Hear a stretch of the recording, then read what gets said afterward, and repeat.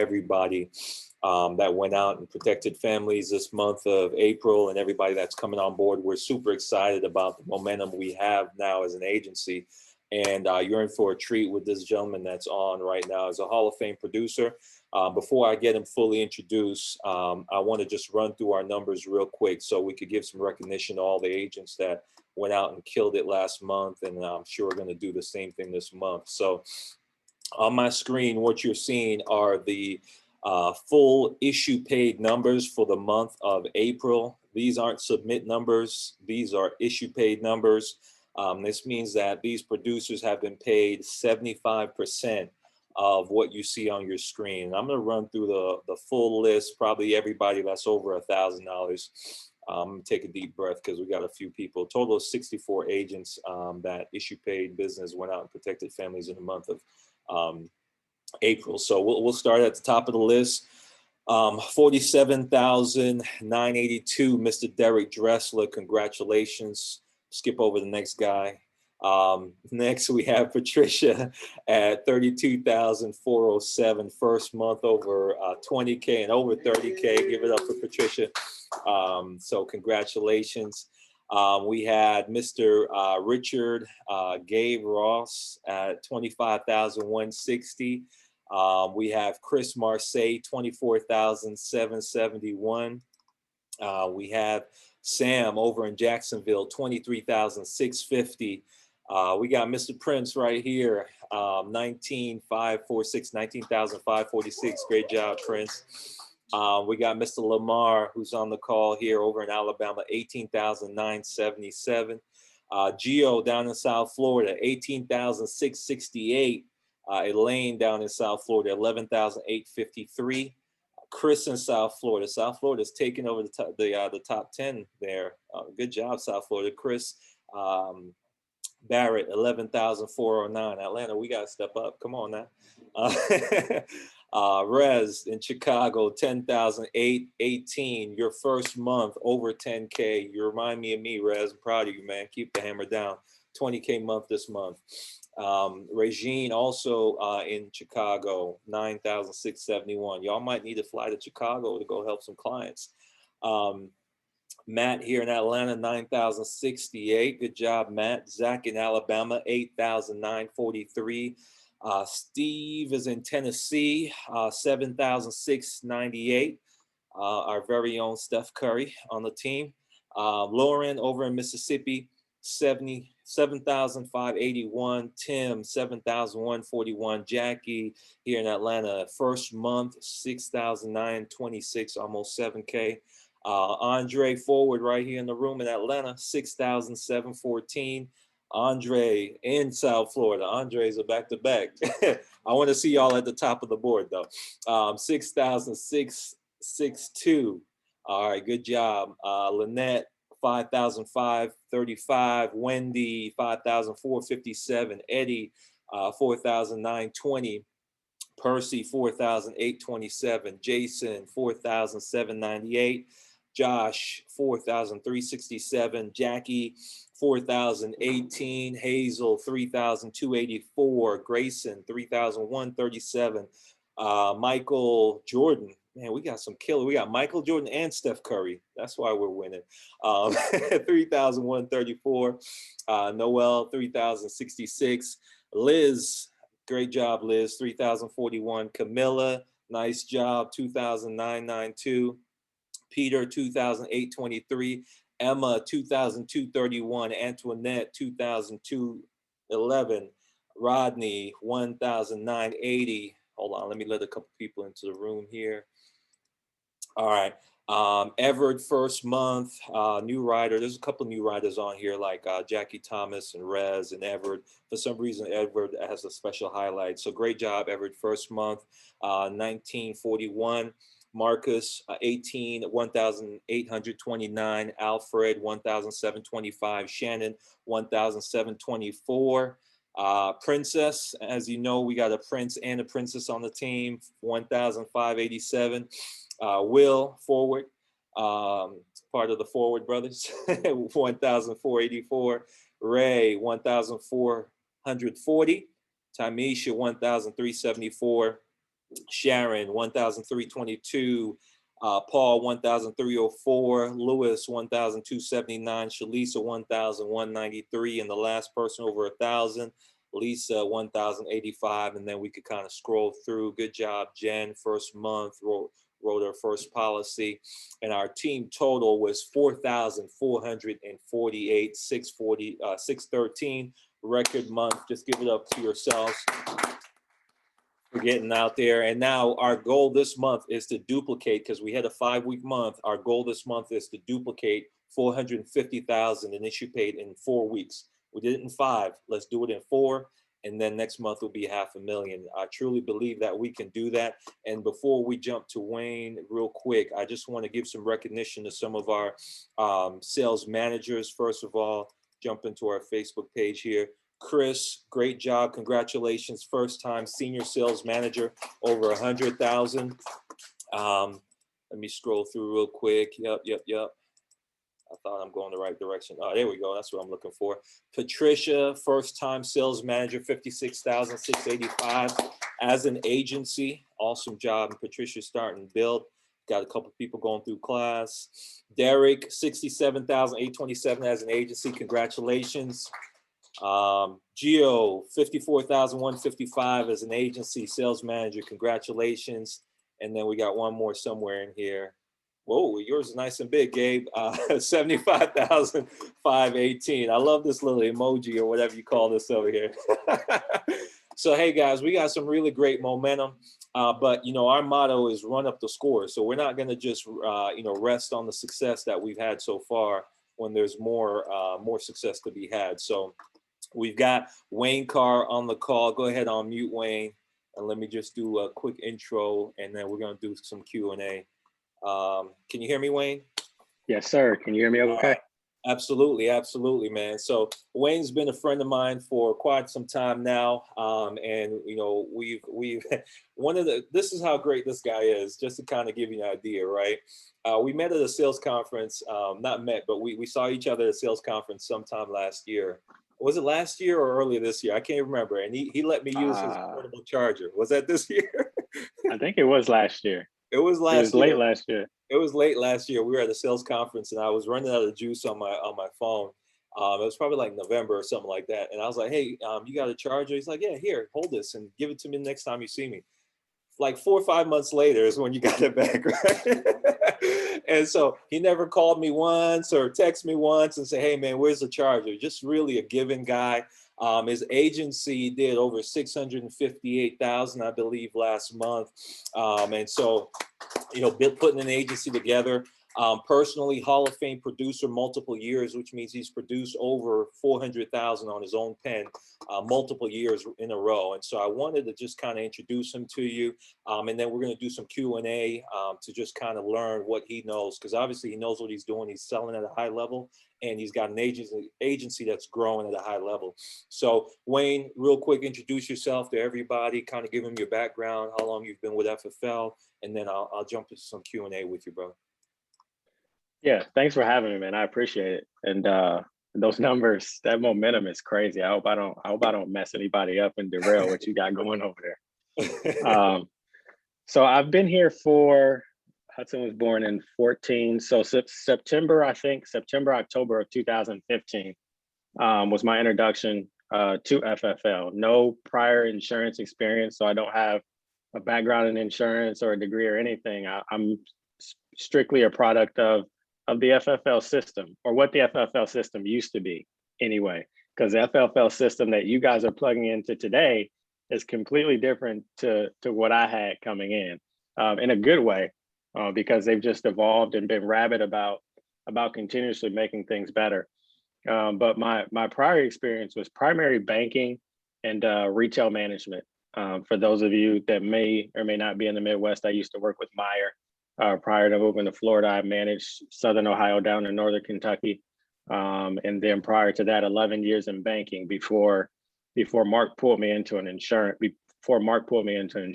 And I say that it's completely different because those starts that you see people issuing $20,000, $30,000 in their first month, it just didn't happen then. My first 5 months, I remember vividly, were 4, 7, 11, 13, and 17. So it took me, two-time Hall of Fame producer, 6 months to break $20,000. So if you've broken $20,000 in anything under than that, then you're way ahead of my learning curve anyway. So your learning curve is completely different. So really you have no excuses not to be able to do this at a very high level and plug people into the system, because it really is plug and play at this point. So, I mean, beyond that, I work in Central Florida, just outside of Tampa, where I've been since I came into the business. So anybody that tells you that Florida is saturated and it can't be done, just so you know, the first time I hit Hall of Fame was in 2017. The second time was this past year. So a couple of years off. Leads changed dramatically. The landscape of FFL changed significantly. And when people were saying Florida is saturated, I still came back 3 years later and hit Hall of Fame again. Not to say that I'm anything exceptional, but just to say that the system is still there. And if you want to do it, everything is in play for you to accomplish whatever it is you want it to look like here at FFL. 100%, man, 100%. And it's funny because a lot of times, you know, like when you're, as a parent, for example, and you're a parent as well, how old is your son, Wayne? Hudson's 6 and Bellamy just turned 1 a couple years ago. Oh, wow. Okay. I mean, a couple weeks ago, not years, a couple weeks ago. I was going to say, man, he just turned 1 a couple years ago. That's a good one. I know you did that on purpose, get everybody laughing. But as a parent, right? Me as a parent, I look back at my life and I'm like, man, my parents really did a lot to make sure that I had food on the table and made sure I had the best opportunity. I never really understood it as a child until I became a parent myself. And I look at this business the same way because of the opportunity we have now compared to when I got started just 4 years ago. And I'm sure it was completely different for you when you got started. So what are some of those differences that you think it's noteworthy for new people to realize that we've really got something amazing that's been developed and is really on steroids compared to what it was? Yeah, I mean, for starters, just the training in general. I mean, the fact that now we have podcasts, we have live trainings disseminated through Facebook. We have these offices across the country that you can walk into and kind of have many impromptu sales conferences, where before they only happened quarterly, and they were in targeted areas throughout the country, not in every city around the country. And the fact that it's all recorded. I remember when I started listening to the Monday morning wake up call at 10 a.m. on a Monday morning, and literally having to email Sasha at corporate to get a recording of that call because they weren't even distributed on a consistent basis.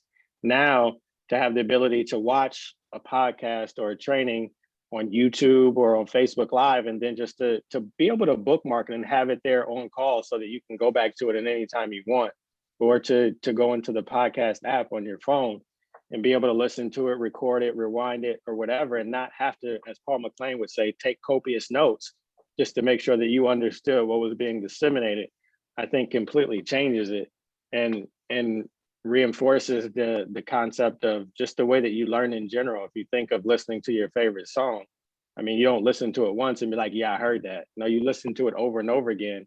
And before you know it, you have every fifth word memorized, and now you have the ad-libs memorized, and now you know it word for word, just from that consistency and that repetition, and the ability to do that with something that's going to make you multiple six figures or potentially lead you to an integrity deal and turn you into a multimillionaire is absurd, because success leaves footprints, and all the footprints are there for you to pick up as many times as you want to and revisit as often as you like.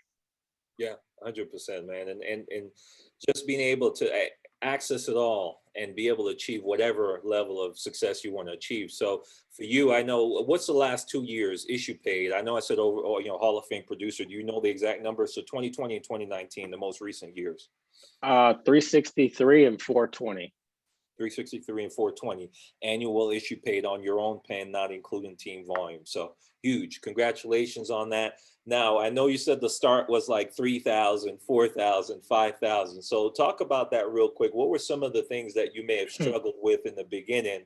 And then how did you overcome or get better to become that producer that's doing 360 and 400 on an annual basis? So the things that I struggled with, I was an asshole I would ask a lot of questions and not really apply the things that were being disseminated to me for Mark and whomever else I could get on the phone to kind of trick myself into believing that I was working when I actually was trying to find all these excuses not to go to work. Excuse me. Not calling from the house. I would miss the same things over and over again. And they were because that I wouldn't call from the house and lean on Mark for underwriting. And now you have kind of the cheat sheets to bridge that gap, but you should still be calling from the house from those first 100 appointments and then just not spending enough time on the phone. I remember vividly because I mentioned the Monday morning wake up call. So I would get up and I was dialing from home, not an office because this network didn't exist. I would get up at 7 o'clock so I could get Hudson off to daycare, go back home to set up the dial, be ready to starting to get my leads ready, 7:30, 8 o'clock. By the time 9 o'clock rolled around, I was going down to have breakfast so that I could have breakfast at home. And then by the time I finished breakfast, it's 9:20, 9:30. So I'll just watch Sports Center until the 10 o'clock Monday morning wake up call. And then after the wake up call, I would start dialing at 11.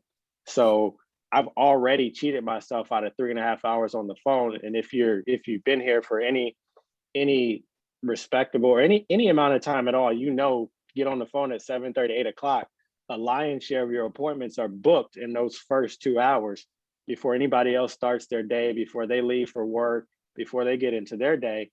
So I was essentially crippling myself. And Mark, I would placate the conversations with Mark to make him believe that I was working. And then one day, I don't know if he caught me in a moment or whatever, but I laid out kind of the same thing I just told you. And he was basically like, dude, who do you think you are? Like you haven't, because I know Mark personally. He's like, you haven't done anything here. You're struggling financially. And you're getting on the phone after the Monday morning wake up call, thinking that this is supposed to look for you like everybody else is issuing 20, 30,000, because at the time that was a lot, when you're essentially cheating the system. Like it doesn't work that way. You need to be on, and he basically told you, like, you need to be on the phone ready to go at 7:30, not shuffling through leads at 7:30, 8 o'clock, getting ready to dial, because then you put yourself back another half hour, 45 minutes. But you need to get your leads, either get up at 5 a.m. like we tell you to, and get your leads together, or do your leads the night before so that when you get up, you can sleep in if you want to sleep in, and then get up and get ready to hit the phones and hit the ground running.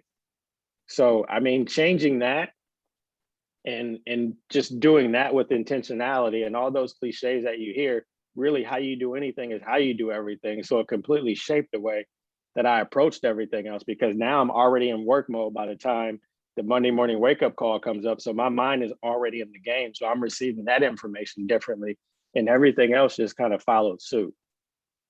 That makes sense. And I think that's so key. And it goes back to treating it like a business, right? And if you could talk about that a little bit, how are you training your new agents to treat this like a business? Or what would you say to somebody that's new, whether it's 30, 60 days, maybe even 6 months, to make sure that they're treating this like a business so they can get real business money and not like hobby money? Yeah. I mean, the schedule is the schedule. So you have these things that are immovable that you need to put in your schedule. Like the Monday morning wake up call. We have a new agent induction on Mondays. We have a bullpen session on Mondays. We have the Inside the Sale and the True Talk on Monday and Tuesday. The Thursday AMS call, which is a game changer, because if you can get good at those things, that's kind of a way to cheat the system within the system because of the premium that comes out of those. And then the Friday next level call. Those are things that should be immovable, that you should plan everything around. And if not, you should set aside a time to listen to those things outside of your run schedule, because I realize if you're booking up Friday, then you may not always be available for the 11 o'clock call on Fridays, but you need to make time to go back and get that information. And then I know we talk a lot of, and I don't talk at all about buying leads. I talk about investing in the business from day one, because everything is a startup. And I use the pizza example because everybody eats pizza, or everybody has eaten pizza. Like, you don't wait until Monday morning or Thursday morning to order the ingredients for the pizza that you're going to make that day. So why do we treat leads the same way? Like, we've kind of gotten away from it at FFL. You only have to be good at 3 things: getting leads, getting on the phone, and getting in the house. And if you do those three things, everything else will take care of itself.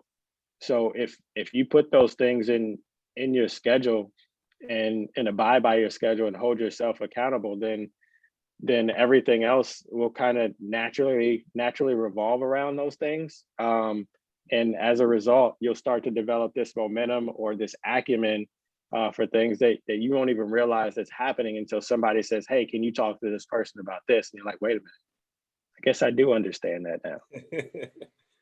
Makes sense. And navigating, schedule, how important, I mean, especially with you having your son and just planning ahead, how many months in advance do you plan ahead? Are you 30 days, 60 days, or No, I plan 4 months at a time. awesome. I don't know. That's awesome. Yeah, I plan 4 months at a time. For me, for the house and for my team, so that they know what's going on. So nobody's confused about where we're going, how we're going to get there, and what things are going to happen along the way that we may need to navigate that aren't business as usual, so to speak. Makes sense, man.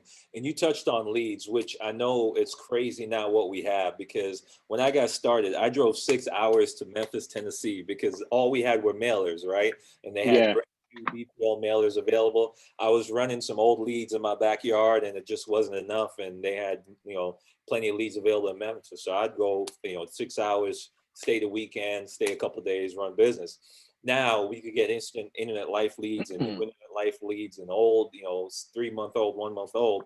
So what's like your lead strategy as far as the number of leads that you order, and then what's your recommendation for new agents that are coming on board, how to manage a lead strategy? Yeah, I still have because I've been here so long, I still have the same BPLs that I've had since the beginning. But what it's allowed me to do is kind of taper them back. So I probably get 20, 30 mortgage leads a week through my BPL. And then I backfill it with another 50, 75, depending on that lead flow, CRM leads. And I'm a fan of the 1-month lead. I'm not crazy about the instance. But to me, the 1-month lead is gold because it's like a 3-for-1. Yeah. I mean, I can get 3 shots for every one that everybody else picks up. And people usually go for the instance before the 1 month. So they're just easier to get. And even if I have to, the 3-month-old, because nobody's calling them anymore. Yeah. I backfill with those. But if I'm only using those exclusively, it's 100 minimum per dial session for new agents. So $103 leads or 150, 150 3-month-old leads, which are, I think, $2 in the CRM. And if you have a discount, there's no reason for you not to invest in those, because it's your startup money, or it's a business expense. So you're going to get to write it off. And if you have 100 leads, there's no way that you don't book 16, 20 appointments for the next 2 days. And even if you sit half of them and sell another half of them, that's $5,000 off a $400 investment. I mean, where else can you make that money without looking over your shoulder, looking for a stash house? Yeah, 100%. It's crazy. We were just talking about, Prince was just saying how, we make the money doctors make, and we didn't have to go to school for 12 to 18 years just to make yeah. it. No debt. So yeah, exactly. No debt. You can bootstrap this thing in a lot of ways. So awesome, man. And then when you look at it, phone, I love your phone script. And if you could kind of give a quick rundown, you're not role playing, just roll right through, your phone script if it's an internet lead, so people could kind of hear the tonality, and then any psychology that you think is noteworthy to mention about that. So you could just roll with it there. Yeah. So it's Jermaine. Yep. Jermaine, this is Maurice. I'm giving you a call back in regards to that inquiry that you submitted online for the state regulated life insurance program. My job is simple. I just need to verify the information that you submitted here so we can get this out to you. So I have your date of birth here as 11/5/60. Okay, perfect. And then you put down that your height is about 6 foot and you're about 190. Okay, perfect, Jermaine. For security purposes, could you verify your address? Okay, Jermaine, perfect. The way that the program works is completely non-medical, so we don't need to draw blood, take urine, or anything like that. No physical exam required, very non-intrusive. We just need to send a field underwriter out to you. That's the way we help keep costs down and combat insurance fraud, to go over the different plans that are available to you based on what you qualify for. and then answer any questions that you might have based on the program. Sound fair? Now, are you working or retired? And they're going to tell me, okay, so I'm just going to jot down some notes here. You typically get home about what time, or if they're retired, do you have any doctor's appointments or anything coming up? And then I'm just going to throw out two options based on whatever they told me they get home, or if they don't have any doctor's appointments coming up, exclusively based on my schedule. The reason I use a different name is because, as you know, people like to ask questions like, well, I just want to know how much it costs, or you have to send somebody out, or can you just give me a quote over the phone? It allows me to put it off and say, you know what, that's actually above my pay grade. The underwriter that comes out to you is going to go over all that information and answer any questions that you have. And then I just jump right back into the script. The other thing that I do is figure out if they're working or retired before I even start talking about coming out to the house, even though I said or hinted at the fact that an underwriter is coming, because I don't want them to say to somebody, I have to come out to my house, or start to back out of the appointment before I figure out when they're home. And I don't want to throw a time out there before I figure it out either, because now I'm on the defense. Yeah. If I say, okay, I'm going to be in your area between 9 and 10 and 1 and 2. If they don't get off of work until 4, now I'm in a corner. Yep. Or if they're retired and I start throwing times out there and it's easy for them to say they have a doctor's appointment because I haven't eliminated that objection. So both on the phone and in the house, I'm trying to eliminate as many of the objections that I know that people come up with as possible before I even get into it. And the other thing, when you do the internet lead, you have all that ancillary information in the far right column. I use that instead of the address because I do like the 1 and the 3 months. And sometimes they've moved, or that address is a part of their profile that they use to submit that inquiry, and the address is no longer valid. And it eliminates that. That's not my address. I don't live there. And now they think it's a scam or you're trying to get over on them. So I just get rid of it altogether and have them verify the address. And they always go along with it. They never question it. Oh, for security purposes, of course they're going to go along with it because it's business as usual. Yeah, I love that, man. I just wrote that down. I'm going to be doing that going forward. That's actually pretty clever. And I love what you say about help keep the costs down and battle insurance fraud. So that's why we do these training calls, guys. And if you have questions for Wayne, you could drop them in the chat and I'll ask them. I'm going to keep everybody muted just for the sake of time. So that way we could get through this interview with him. So that's phenomenal. And when it comes to mindset, when you're getting on the phone on dial day, what's your mindset? What's your mentality? What's going through your mind? Are you playing some Jay-Z or what's going on? That's funny. Every morning on the way to the office, I listen to Double Up by Nipsey Hussle. Okay. Actually, it's by Dom Kennedy featuring Nipsey Hussle. And I listen to They Just Don't Know by a guy named Gift, ironically out of Memphis, Tennessee. So those two songs kind of just kind of help me plug back into who I am and what I'm doing and why I'm here. But honestly, my mindset on the phone is really that they've requested that information. So I don't get bothered by the fact that they talk about people harassing them or not doing it. I understand that they filled out a request and I'm just doing my job. The only reason that I'm on the phone to begin with is because they sent that request or I never call them in the first place. So I'm not confused about those things. And it's really, I'm trying to get through the numbers as quickly as possible now. As opposed to avoiding the phones, I'm trying to get through it as quickly as possible so that I can go do other things, so that I can spend some time talking to agents or spend some time plugging people into the system, as opposed to spending all day on the phone, which I used to do. I didn't spend all day on the phone. I would just wait all day to get on the phone. So it seemed like I was on the phone all day instead of just getting on and getting it out of the way. Makes sense, man. Those are two good songs. And let's talk a little bit about in-home. I've got a couple more questions for you. You have about 10 more minutes, Wayne, by the way? I got it. Yes, sir. Right.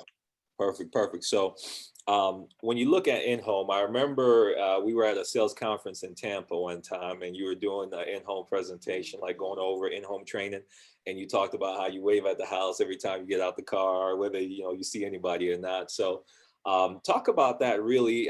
You don't have to necessarily walk through in-home, but kind of the key things that you make sure you identify in your in-home process and give some tips on that.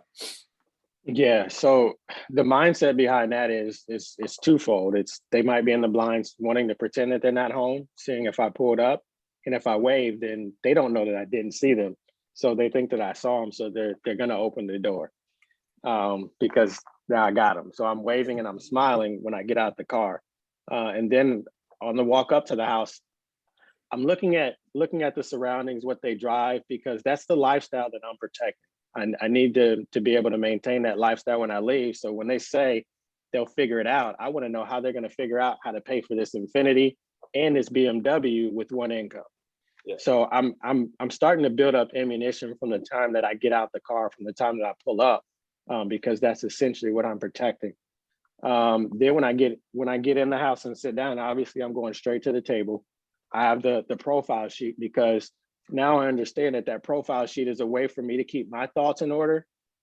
It's something tangible that I can walk them through when I'm telling them about the solution that I came up with and how I arrived at that solution, be it a policy or foregoing the policy for the sake of an annuity. Um, and then for the first time, mine is split in half. It has kind of a his and hers so that they see themselves as separate entities as opposed to one household. So they can't put themselves and say, we make $6,000 a month. It's obvious that I need to know what you make and what you make because they're separate and they're looking at them numbers the entire time that I'm sitting down at the table, just looking at these holes that we're creating and this ammo, so to speak, that I'm building, not realizing what I'm doing. So it becomes more and more apparent to them that they actually need this as opposed to we'll be fine or we have enough or whatever they thought that they had, that it's not strong enough to protect that lifestyle or whoever's running around that house. Um, then I always want to make sure I know whether or not they were renting before or they came from another house, because I want to know when they sold that house, if they poured that money back into the house, so that equity, if it's cash or if it's real equity, or if they were renting before. In both cases, I want to know what they were paying before versus what they're paying now, because that's extra money to reallocate towards premium because that's what their budget was based on before. And I'm trying to fit this into their budget now.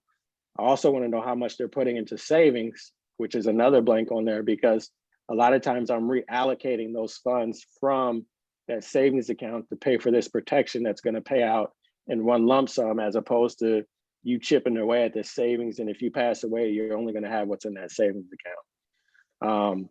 Then I want to know if they're both on the mortgage, obviously, because the person that's not on the mortgage is extreme.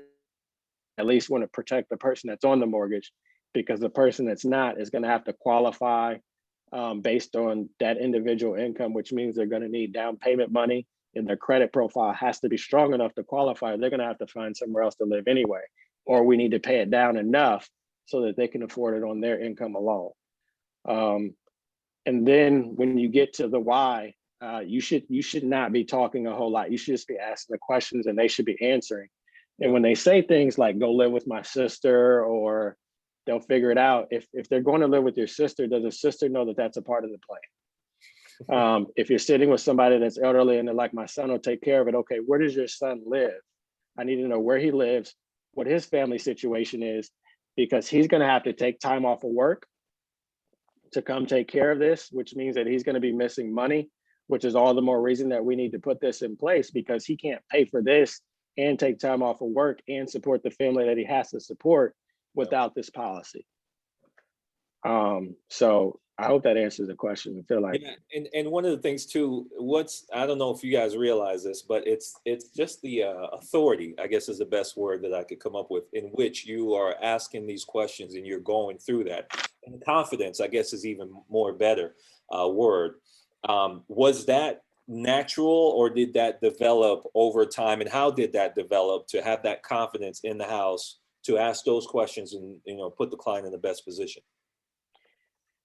yeah, it just came from developing the realization that regardless of who you sit in front of, and I mean at this point it's lawyers, doctors, bankers, like whomever you sit in front of, they don't have an insurance license. So regardless of how much they know, excuse me, they don't know what you know. They're not going through these trainings. They didn't get this license. So you're the only one at that table qualified to facilitate this conversation. So if you understand that from day one, regardless of if this is your first appointment or this is your 10,000th appointment, it's the same, because you're only going to get stronger. But from day one, they don't have the same knowledge base that you do, and they reached out to you for help, and you're the only one at the table qualified to help them, or you wouldn't be there to begin with. They would do it themselves. Yeah, no, 100%. And I think, for new agents who are nervous, because one of the questions we got a lot of new agents coming on board, Wayne, and it's like a couple of times in the last week, I've gotten the question like, hey, do you guys do ride along? Who do I go out with? So what's your answer to that question? I'll let you answer that one for me. Yeah, I don't, because it's not fair to you. I need you to develop your own learning curve. If you ride along with me, you're basing what your first in-home should look like on just to do the math. If I run, we'll say on the low end, I ran 20 a year times 48 weeks out of the year, times 7 years, we'll say 6 years. That's 6,000 appointments on the low end. So you're basing appointment number 1 off of appointment number 6,000. So that's like basing how much you can lift day 1 at the gym. To me, after that's divided by 365, after me, who's been working out for 15 years consistently, it's just not fair. Yeah. So I need you to go to the gym day 1, figure out what your strengths are, what your weaknesses are, and build from there. And I'll help you build from there. But what we're not going to do is build from where I am, because you haven't sat in front of and seen all the things that I've seen. And there's no way I can sit down and download everything that I've learned into you, and because I'm going to forget. Yeah. Because I'm not going to remember those things until I'm put back in that situation. And then it's just a reflex. So yeah. That's typically what I tell people. And you don't learn anything from watching people work out. So I need you to go work out. I love it. That's so true. You can't come try to bench press 450, when I'm bench pressing. Let's start at about 50 pounds and then we can work our way up. Exactly. I wish I could bench press 450, by the way. But you said it. I was like, whoa. So speaking of working out, I consider training in this business like working out. And talk about that a little bit. How important is that, and what are you recommending for a new agent who wants to be successful in this career to plug into training, and what you did too to be able to get better every day? Yeah, you got to get your reps up. You got to, if I do 30 push-ups a day and you do 5 push-ups a day, I'm going to get in shape faster. So you can stretch that first 100 appointments out over 3 months, or you can do it in month 1 by running the 25, 30 appointments a week we suggest, and you'll be done with it in month 1. And it really comes down to just plugging into the system. This is what you said you wanted to do.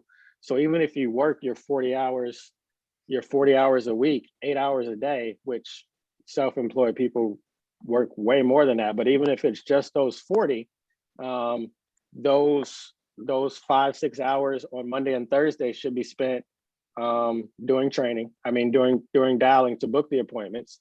And then everything else should be preparing for the appointments or preparing for the next appointment. So while you're running those appointments, that time in between appointments, like you're at work. Like if you run 8 appointments a day, that's 8 gaps at least throughout the day. Like if you were on a normal job, you don't take 8 breaks a day. So that drive time should be plugging in, trying to figure out how to bridge the gap between what you missed in that first appointment or the previous appointment to the next appointment, so you don't duplicate those same mistakes or miss those same clues and cues along the way. And those are typically given to you when you call Jermaine from the house and you tell him what you have and he asks follow-up questions. Those follow-up questions should be the questions that you ask in the next house, so he doesn't have the same follow-up questions when you call the next time. That's how you get stronger. It's just by being intent about what you're doing. So that call, you might think of it as going through the motions, but that's your training continued. You should be mindful of those things. So when you say he has diabetes and he says insulin or just pills, when was it diagnosed? Like the next time you're in the house, those should be your questions before you pick up the phone. Yeah. So and that's really it. It's just really just being intentional and not being an asshole and actually applying the things that I asked for. Because people will pour into you willingly until they figure out that when they're pouring that you're not doing anything with it. Yeah, 100%. And just to clarify for everybody on the call, he said ask, A-S-K, whole.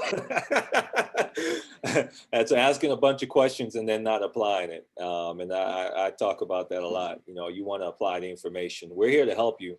And one of the things, Wayne, I say a lot is, hey, we have all the tools. We're going to point you to the tools, and it's up to you to utilize them to be successful. When you do, you get the credit. And if you don't, you get the credit as well, because everybody has the same opportunity here. So, question for you, right? I remember in 2019, I had my worst 2 weeks of production ever. I had 45 appointments in that 2 week period. And out of the 45, I made 4 sales. Out of the 4, 2 canceled. And I was like, okay, this is it. I made a 353,000 a year prior, but I was ready to quit, man, after those 2 weeks. Yeah. So what's been a bad day, bad week for you, and how do you overcome that to continue to go? What do you reflect on? What do you focus on in times like those?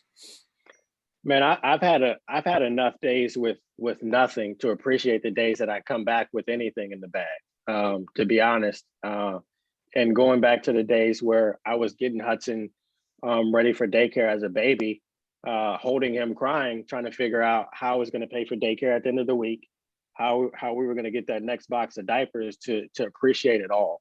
Yeah. So none of that stuff really bothers me, because when you put it into perspective, I mean, something like what you just talked about, 4 policies and 2 of them canceled. I'm taking you back to your days driving Uber. Yeah. Like 2 of those policies canceled. So what? How long would it take you in the car driving Uber to make what you made with those 2 policies? 2 weeks. So let's keep it moving and get back on the phones and book some more appointments, and understand that those 2 people, we can go back to them in a couple months when they realize that they really do need insurance, or you just understand that you weren't for them and maybe send somebody else out there. Just wait until they call back, because I've had people call back after they canceled and say, you know what, we made a mistake. Can you come back out and help us? Yeah. And I mean, it is what it is. No, but if you're consistent, you'll have bad days. You may even have a bad week.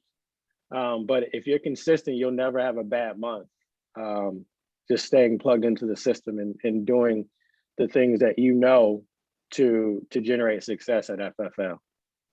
Perfect. Yeah, man. That's the way I view it too. And Sean Mike sometimes talk about, like, you know, so what? Are you battling cancer? You know, right. And, you know, when you think about what the worst situation could be and what some people are facing, you know, a day in the field with no success is a great day if you look at it the right angle. So we got, and guys, if you have any questions, we're gonna wrap up in about 5 minutes with you, Wayne. Appreciate you, man. Just right on point with everything that you're saying. Chris asked a question, which is the last question I was going to ask you, because we have a lot of people right now. Like I was talking to one agent this morning. He's at about 4,000 or 5,000 and trying to get to that 10, that 15, that 20. And so, you know, from your perspective, someone that's looking to, you know, improve their game, what are some of the things that they should be focusing on, evaluating, making adjustments or tweaking in order to become that producer that goes from that 5K to that 10, that 15, that 20 and above? Yeah, I mean, it starts with leads and appointments. So the first thing I'm going to do is figure out what your lead flow looks like and how many appointments you're actually running. And then if that's not sufficient, I want to know how many dials you're actually making. And if you're not tracking your dials, then that's a problem within itself, especially if you're trying to figure it out, because you need all these components to figure it out. Otherwise, you're just taking shots in the dark, because I need to know how much time you're actually spending on the phone to book these appointments. Because if you're coming up short, 9 times out of 10, it's the appointments. And if you're not making enough dials, then it's probably because you don't have the lead flow to support it. So the first thing is getting the numbers in your favor. And then beyond that, it's really about figuring out what you're saying on the phone to get into the house if you don't have enough appointments. But if you have enough appointments, then we're going to start tweaking the in-home. And it's never a problem closing. It's always a problem building value in the house, 10 times out of 10. And it's really the quality of the questions that you ask and what you're doing with the information that they're giving you. Because a lot of people don't realize when they start off that that the information that they're giving you is just that. It's information for your benefit. It's not just this series of checks and balances, these things that you have to go through to get to the part where you show numbers. Like, there's no point in showing numbers if you don't spend time developing a why, or developing a reason for you to be there in the first place. And if they don't want to play ball and answer the questions, then just bounce, because they're not giving you the information that you need to help them. So you're wasting your time and you're wasting their time. I mean, with all due respect, folks, I need this information to help you protect your family so that I can put together a comprehensive solution, a recommendation for you. And if you're not going to allow me to do my job, then I can't really help you beyond this point. So I'm going to go help the next family. And more often than not, they'll ask you to stay and ask you what information you need again. But you have to be prepared to do that. And if that gets you an extra 30, 45 minutes on the phone, or get you back on track because your schedule is jam-packed back to back, then I mean, mission accomplished. On to the next. Yeah, 100%. Appreciate that. We got one more question here, Wayne. Out of age leads, how many appointments should you book? So I know you said you like those 1-month-old leads. If I have 100 of those dial sessions sitting down today, what's a percentage or number of appointments, just hitting them the right way? I'll be honest, if you have 100 of those, you should, and that's all you have and you're dialing through them, you should be able to book 10, 15 of them, because you should be dialing them at least 9 times throughout the day. And with those 9 dials, you should be sending them all text messages too. So you should book a solid 10, 15 appointments from those 100. Now me, if I book 10, I'm ecstatic, because I spent $100 to book 10 appointments in addition to the mortgage appointments that I had. I mean, 100 leads, $300 to book 10 appointments. And I know, like earlier, that 10 appointments, if I sit 5 of them and close 3 of them, that's $3,000 off of $300. Yep. So I'm ecstatic if I book 10 of them. But if that's what you're working in your primary source, you should be able to fill up the next 2 days with 100, 150 1-month-old, 3-month-old leads easily. Perfect. Appreciate it. And anybody else, drop a question in the chat. Wayne, any parting words? If we get another question, we'll answer it. But one, thank you very much for taking the time out of your schedule. Anybody in here with questions? I forgot to ask. We got about 7 in here. Okay. So anything that you would recommend? You see where our agency's at. The goal is integrity. And then importantly, right? For me, really, integrity or no integrity, my goal is just to help as many people as possible make a 6-figure income. That's honestly why I started building this business, because I could go out and produce on my own pen, make enough money for me, the wife, and the kids, but I want to make an impact in the lives of others. So in that vein, and different people on the call, new agents, veteran agents, what do you recommend, or what would you say? Anything you want to add on? I think start hiring now. And the reason I say that is because, going back to the workout analogy, you have an accountability partner. You have somebody to, quote unquote, go to the gym with you. So you're more likely to show up to the gym and take that workout more seriously if you have somebody along for the ride with you. So somebody else that needs this opportunity, maybe where you came from, or somebody that you've known for however long, that could use an extra $1,000 to $3,000 a month.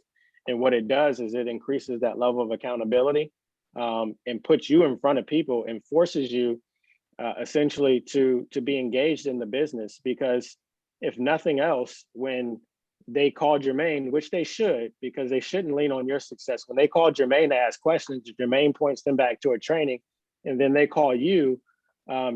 You have to be able to point to the same training. And the only way that you can point to that training is if you're plugged into the system. Because I know Jermaine's listening to everything. And I know he's having extra conversations that are pointing him back to the same recordings, because we all talk about the same things.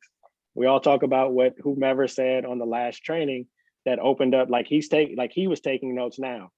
Like, we all point back to the same thing. So if you're plugged into those things, then you become a viable resource. And all we're doing is regurgitating what's already out there. Yeah. None of this is new. I didn't come up with any of this. And it's really just about recirculating the information that's out there in your own words, which the people that you bring in will understand better because you have a relationship and you guys have a communication style that's unique to whatever Jermaine might have with them, because he's speaking strictly from an agency owner perspective, trying to get somebody from point A to point B. Yeah, 100%, man. Appreciate you sharing that. And then last question, we'll let you go. Joshua over in Dallas asked about travel trips, kind of how to set those up. Any tips on travel trips? Yeah, fly either first thing in the morning or the last flight out the night before. So just like when you're at home, you can get up and hit the ground running. And when you're flying first thing in the morning, you should plan it so that you can either fly so that it doesn't impede downtime if you dial from there, or so that you're landing going straight to your first appointment, getting into your day straight from the airport. But flying in the middle, flying in the middle of the day, getting leads when you get, like, all of that stuff is just a waste of effort and energy. If you're gonna go, your leads should be planned a week prior, so that there's no guesstimation as to what you're gonna do when you get there. Hotel and everything should be planned out pretty reasonably. And then you should be flying out, like I said, either the last flight of the night from wherever you're going, or first thing in the morning, so that it doesn't interfere with anything else. And then how many appointments on a travel trip? Let's say I'm flying to Chicago and they got a ton of leads there. Or do you have a recommendation, or it's just as much as possible? Yeah, I mean, out there it's 10 to 12 a day because it's now or never. You don't have the luxury of being at home and those weekend appointments spilling over into Tuesday, Wednesday, unless you're going to be there for 5 days. But it's 10 appointments a day. So if I'm going, I'm dialing all day Thursday, leaving Thursday night, running all day Friday, Saturday, Sunday. And sometimes, to ensure that Sunday is booked solid, I may leave a gap Saturday morning from 8 a.m. until 10 a.m. so that I can dial to fill in those gaps, or just so I can get a breather and kind of regroup and rearrange things from that travel and that first day of full appointments, trying to figure out the lay of the land in a new city. Good, man. Appreciate it. Hopefully, Joshua, that makes sense. So Wayne, appreciate it, man. Thank you for the time. A lot of good stuff. Everybody, this call is recorded, so that way we'll be posting it in the Facebook group. You can rewatch it, slow it down, speed it up, take notes if you didn't. And Wayne, we appreciate you. You guys can connect with Wayne on Facebook. He's definitely open any questions that you have. One of the things that's helped me in my career is connecting with individuals like this, that are top producer, top agency owners, and asking questions and learning from them. You know, the person who asks the most questions win in this business. And we all have that atmosphere where we might be different agencies, but we're one team, right, Wayne? 100%. Yes, sir. So appreciate you. And thanks for doing this call. And everybody, thanks for hopping on. We're going to call it a wrap. And if you need anything, if you need help with contracting or anything like that, reach out to myself or Desiree, your hiring manager, your mentor. We're here for you, and let's make it a big week. This is week 2. We're halfway through week 2. So time to hit the ground running. If you don't know, now you know. All right, guys. Have a great rest of the day. Appreciate it. Take care, man. Thanks for having me. All right. You're welcome.